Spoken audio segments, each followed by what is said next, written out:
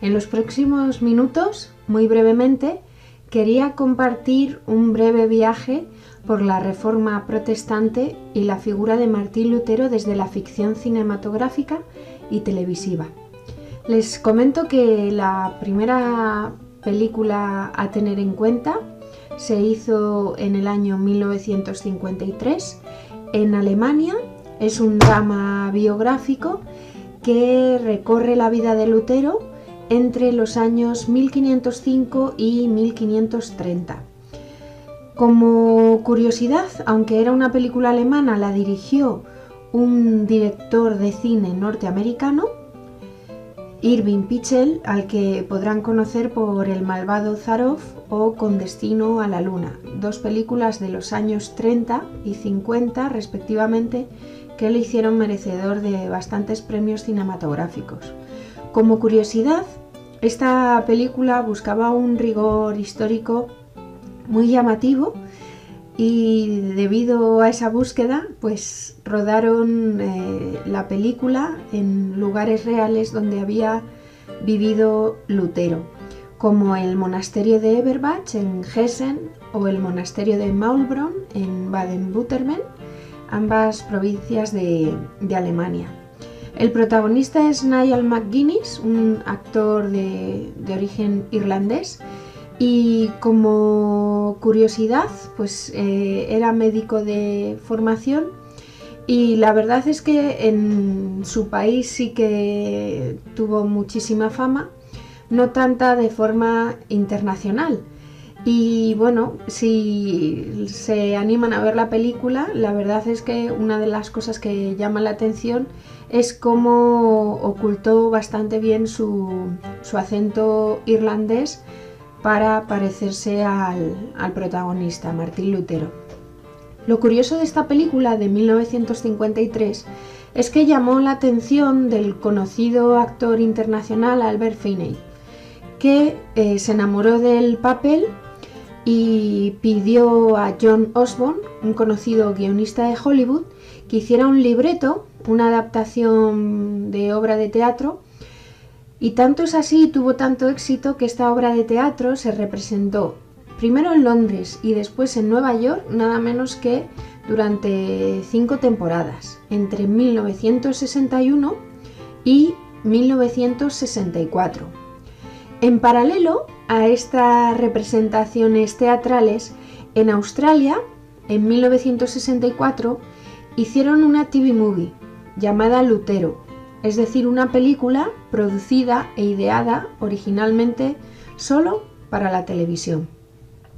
Pero la curiosidad es que ese guión de esa película australiana también contaba con la firma como guionista de John Osborne, el mismo autor que había adaptado la obra para el teatro, de la que les acabo de nombrar. Tanto fue el éxito que 10 años después, ese mismo libreto de John Osborne, que se había utilizado para 5 temporadas de teatro y para esa TV movie australiana, fue recogido de nuevo y se produjo una nueva versión, también llamada Lutero, con dinero de Reino Unido, de Canadá y de Estados Unidos, para hacer una nueva película, pero era una película muy especial. Tal había sido el éxito de aquella obra de teatro que grabaron de la mejor manera posible y a modo de película una de esas representaciones para convertirlo en film. Y esta película tuvo muchísimo éxito en el año 74. Fue adaptada para el cine y exhibida en más de 500 salas, solo en Estados Unidos. Ahí el protagonista, como curiosidad también les cuento, que no era Albert Finney, el actor que había dado vida a Lutero en el teatro, sino que era otra persona, Stacey Cage.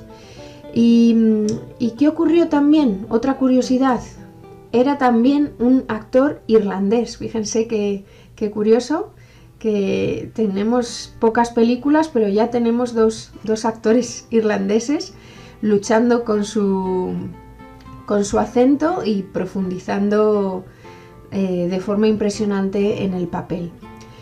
Como curiosidad, si ven esta película, aun siendo de los años 74, al no ser una película pensada para exteriores, para grandes vestuarios, porque es muy austera, realmente es como una obra de teatro grabada, a veces parece un poco anticuada, pero hay que pensarla como lo que es, el resultado de un libreto de teatro, y podríamos decir que en uno de esos mejores ensayos pues lo grabaron como película.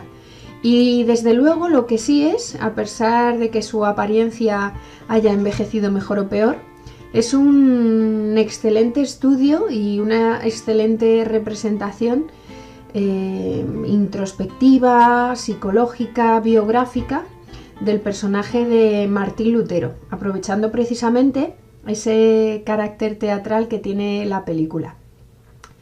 Y bueno, como curiosidad, los estudiosos dicen que el principal guionista, John Osborne, además pone alrededor del personaje de Lutero cierto barniz psicológico de otro de sus principales personajes, Jimmy Porter, de la película Mirando atrás con ira o Look Back in Anger, que es una historia radicalmente distinta que se desarrolla en el siglo XX. Pero bueno, los personajes son muy parecidos y parece ser que desde luego el guionista lo hizo desde luego con mucho acierto y con muchísimas ganas. Tenemos que esperar 10 años hasta que en 1983 aparece otra película basada en Lutero. En este caso es una miniserie de 5 episodios de 90 minutos para televisión con producción alemana y checa.